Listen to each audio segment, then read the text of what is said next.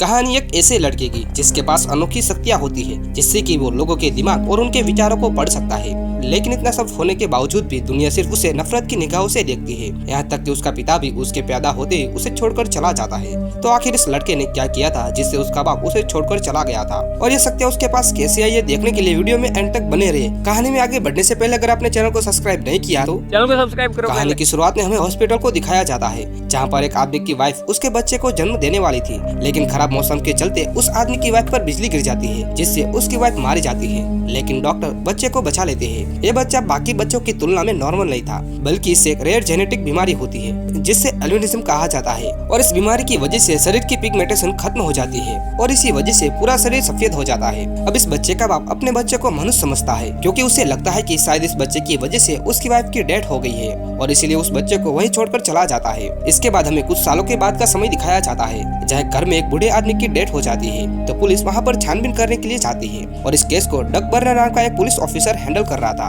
अब छानबीन के दौरान डक को इस बूढ़े आदमी के घर पर कुछ ऐसा दिखाई देता है जिसे देखकर वो काफी हैरान हो जाता है। अब इसके बाद डक जेसी नाम की एक साइकोलॉजिस्ट इसके बारे में बात करता है। खैर, अब डक की बात सुन लेने के बाद जेसी डक के साथ उस बूढ़े आदमी के घर जाने का फैसला करती है, और इसके बाद ये दोनों नीचे बेसमेंट में पहुंच जाते हैं, जहाँ पर हमें काफी अजीब सा लड़का दिखाई देता है। इस लड़के का पूरा शरीर सफेद था, जिसके शरीर पर एक बाल भी नहीं था। अब जैसे जैसे उसे देखती है तो काफी हैरान रह जाती है। वो उस लड़के से उसका नाम पूछती है, और ये लड़का उसे अपना नाम जेरेमी बताता है। और जेरेमी वही लड़का था जिसके पिता उसे हॉस्पिटल में छोड़कर चले गए थे, जिसके बाद उसके दादा ने उसे अपनाया था और उसे दुनिया से छिपाकर यहाँ पर रखा था। यानी कि जेरेमी ने अभी तक बाहर की दुनिया नहीं देखी और न ही उसकी पढ़ाई स्कूल से हुई है। लेकिन फिर भी जेरेमी के पास बहुत सारी किताबें थी। हालांकि जेरेमी बाकी लड़कों की तरह शारीरिक रूप से इतना ताकतवर नहीं था, लेकिन मानसिक रूप से उसका कोई मुकाबला नहीं कर सकता।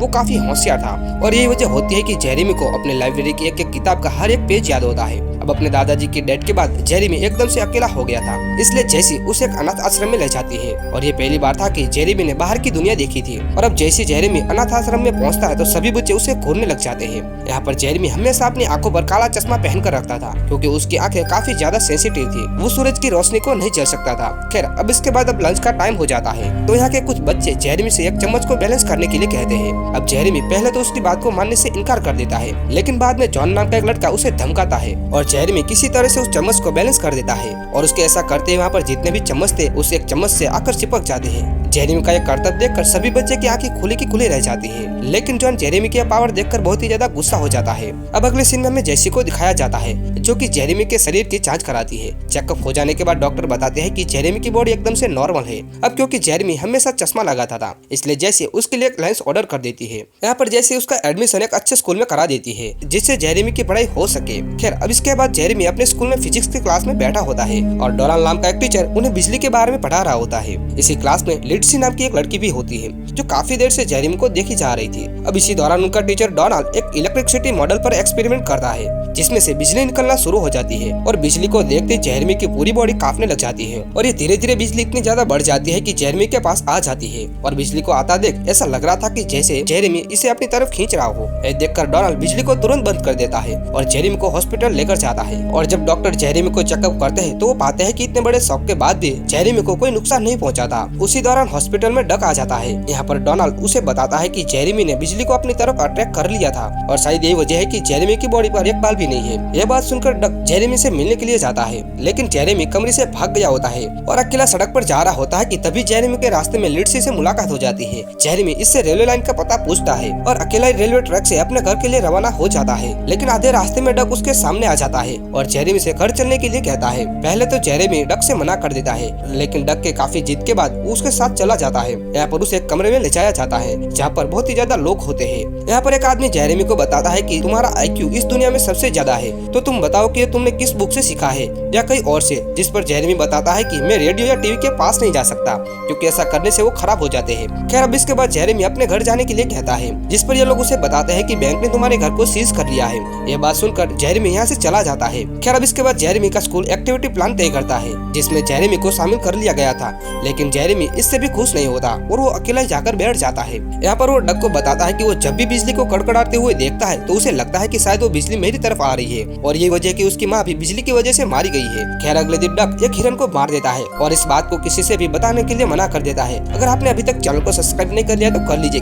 यहाँ पर जेरेमी भी होता है और उस हिरन को मरा हुआ देखकर काफी दुखी हो जाता है। तभी जेरेमी एक हाथ उस हिरन पर रखता है और एक हाथ से डंकन को पकड़ लेता है, जिस वजह से डंकन को बहुत ही ज्यादा दर्द होता है। यह सब देखकर जेरेमी कहता है कि यह सब तुमने कैसे किया, जिस पर जेरेमी कहता है कि डंकन ने जो किया मैंने उसका एहसास दिलाया है। यहाँ पर जैसे उसे कहती है कि देखो तुम हमारे दोस्त हो, तुम हमें सब कुछ बता सकते हो, लेकिन जेरेमी यहाँ से गुस्सा होकर चला जाता है। वहीं दूसरी तरफ हमें डक की बीमार वाइफ को दिखाया जाता है। डॉक्टर डक को बताते हैं कि जितने टाइम से तुम्हारी वाइफ इस दर्द को सहन कर रही है, जरूर कुछ ना कुछ ऐसा है जो तुम्हारी वाइफ को रोके रखा हुआ है। इसके बाद डक उसे पिछले हादसे के बारे में पूछने के लिए जाता है कि आखिर जेरेमी ने उसके साथ क्या किया था, जिस पर डंकन बताता है कि जब जेरेमी ने उसका हाथ पकड़ा था तो वो हिरन को तड़पते हुए उसकी एक एक सांस पे उसके दर्द को महसूस कर पा रहा था। उस वक्त वो हिरन बहुत ही ज्यादा दर्द में था। ये बात सुनकर डक जेरेमी को अपनी वाइफ के पास लेकर जाता है ताकि वो उसकी वाइफ के बारे में कुछ बता सके। और जब जेरेमी डक की वाइफ को छूता है तो उसके दिमाग में चल रही सभी बातों को बताता है। यहाँ पर जेरेमी कहता है कि यह चाहती है कि तुम अपने बेटे को माफ कर दो, और दूसरा यह है कि वो अपनी शादी की अंगूठी को पहनना चाहती है जो कि काफी टाइम से खो चुकी है। यह बात सुनने के बाद डक अपनी वाइफ को अंगूठी पहनाता है, जिसके बाद उसकी वाइफ की डेथ हो जाती है। अपनी माँ की डेथ के बारे में सुनने के बाद उसका बेटा उससे मिलने के लिए आता है तो डक अपने बेटे को देखकर उसे गले से लगा लेता है। यह सब जेरेमी देख रहा होता है और इमोशनल होकर रोने लग जाता है। खैर अगले सीन में हमें दिखाया जाता है कि जेरेमी और लिंडसे एक पार्क में बैठे हुए हैं। जेरेमी यहाँ पर सभी के मन की बातों को बता रहा होता है। वो कहता है कि यहाँ पर सभी लोगों का सोचना है कि वो सबसे अलग है, लेकिन ऐसा नहीं है। वो सब हर एक चीज से जुड़े हुए हैं, लेकिन ये उसकी सारी बातें लिंडसे की समझ में नहीं आ रही थी। तभी यहाँ पर लिंडसे जेरेमी के हाथ को छू लेता है। जेरेमी के शुरू से लेकर आखिर तक की सारी कहानियां और उसके दर्द को महसूस कर पाती है, और कैसे उसके पिता ने उसे अकेला छोड़ दिया था। जेरेमी के साथ जो भी हुआ था वह सब उसे याद था, और यह सब फिर सोचकर वो बहुत ही ज्यादा दुखी हो जाता है। वो लिंडसे से अपना हाथ छुड़ा लेता है और उसे पूछता है कि क्या मैं तुम्हें बुरा लगता हूँ, जिस पर लिंडसे उसे कहते हैं कि आज तक मैं जितने भी लोगों से मिली हूँ उनमें से तुम मुझे सबसे अच्छे लगे हो। और यह बात कहकर लिंडसे जेरेमी के बहुत ही ज्यादा करीब आ जाती है और उसे होठों पर किस करती है। लिंडसे को किस करते हुए उसके पिता देख लेते हैं और इन दोनों के पास आकर जेरेमी को मारना शुरू कर देते हैं और लिंडसे से दूर रहने के लिए कहते हैं। इसी बीच यहाँ पर जेसी आ जाती है और जेरेमी को लिंडसे के पिता से बचा लेती है। इस हादसे के बाद जेरेमी और भी ज्यादा दुखी हो गया था, इसलिए वो अपना सामान लेकर अपने घर जाने लगा था, लेकिन वो घर भी नहीं जा पाता। अब अगले सीन में हमें जेरेमी को जेट्स बाथरूम में दिखाई देता है। जेरेमी अपना ज्यादातर समय यहीं पर बिताता था। जेरेमी यहाँ पर एक लड़के को देखता है जिसके बहुत ही ज्यादा खूबसूरत बाल थे। वो भी अपने ऐसे ही बालों के बारे में सोचता है, लेकिन उसके पावर की वजह से यह मुमकिन नहीं था। अब यहाँ पर जेरेमी को जॉन देख लेता है और उसे परेशान करना शुरू कर देता है। जॉन जेरेमी को परेशान करने के लिए उसकी टोपी भी छीन लेता है और अपने सर पर लगा लेता है, और इसके बाद जेरेमी से कहता है कि अगर तुम वाकई में मर्द हो तो तुम मुझसे टोपी छीन कर दिखाओ। और इसलिए जेरेमी जैसे अपनी टोपी लेने के लिए जॉन की तरफ हाथ बढ़ाता है तो जॉन जेरेमी का हाथ पकड़ लेता है, और उसका हाथ पकड़ते ही जेरेमी जॉन की पिछली जिंदगी को महसूस करता है कि कैसे उसके सौतेले बाप ने उसे टॉर्चर किया था और उसकी जिंदगी किस तरह से बीती थी। जेरेमी ये सब कुछ महसूस कर लेने के बाद जॉन के सौतेले पिता ने जो शब्द कहे थे वो उन्हें दोहराता है। इसके बाद जॉन और उसके बाकी दोस्त जेरेमी को लेकर बाहर आ जाते हैं और उसके सारे कपड़े फाड़ देते हैं, जिसके बाद ये लोग उससे बहुत ही ज्यादा परेशान करते हैं और उसे यहाँ पर कीचड़ में फेंक देते हैं। जेरेमी इन लोगों के सामने बुरी तरह से हार चुका था। अब उसे गुस्सा आ जाता है और उस गुस्से में अपने सुपर पावर का इस्तेमाल करता है। उसके गुस्से आते ही बिजली कड़कड़ाने लग जाती है और इन लोगों पर गिर जाती है। जेरेमी को इससे कुछ भी नहीं होता, लेकिन जॉन की सांस रुक जाती है। यहाँ पर जेरेमी जॉन को बिजली के छोटे छोटे शॉक देता है और फिर से उसकी धड़कन वापस लाता है। इसके बाद जेरेमी अपने घर वापस चला जाता है, लेकिन यहाँ पर इसके घर का सारा सामान जब्त हो चुका था। जेरेमी यहाँ पर अकेले घर में बैठा होता है कि तभी यहाँ पर जेसी आ जाती है। वो यहाँ पर जेरेमी को समझाकर उसे गला लगा लेती है। तभी यहाँ पर डोनाल्ड भी आ जाता है, जो कि अब जेरेमी का बहुत ही ज्यादा अच्छा दोस्त बन चुका था। जेरेमी को परेशान देखकर जेसी उसे कहते हैं कि अब मैं तुम्हें ऐसी जगह पर ले जाऊंगी जहाँ तुम्हें कोई भी परेशान करने वाला नहीं होगा। अब जैसे ये लोग वहाँ से बाहर निकलते हैं तो पुलिस जेरेमी को गिरफ्तार करने के लिए आ गई थी, क्योंकि पुलिस को जेरेमी के बिजली वाले एक्सीडेंट के बारे में खबर लग गई थी। लेकिन यहाँ पर डक जेरेमी को बचा लेता है और जैसे पुलिस ऑफिसर पुलिस स्टेशन में उसकी रिपोर्ट करने के लिए फोन करता है तो डक्स पुलिस वाले का वॉकी टॉकी भी फेंक देता है। अब इसी बीच मौसम बहुत ही ज्यादा खराब हो जाता है और जेरेमी भागने लग जाता है। यह देखकर डंकन जेरेमी के पीछे पीछे भागने लग जाता है और इसके पीछे सभी लोग भागना शुरू कर देते हैं, लेकिन जेरेमी बिजली के संपर्क में आ जाता है और गायब हो जाता है। ये लोग यहाँ पर उसकी चिंता करने के बजाय काफी खुश हो जाते हैं, क्योंकि जेरेमी अपनी असली जगह पर पहुंच गया था जहाँ पर उसे होना चाहिए था। और इसी के साथ ही यह कहानी यहाँ पर खत्म हो जाती है। अगर वीडियो अच्छा लगा हो तो कमेंट करना ना भूले और आगे ऐसे वीडियोस देखने के लिए हमारे चैनल को सब्सक्राइब करना ना भूले।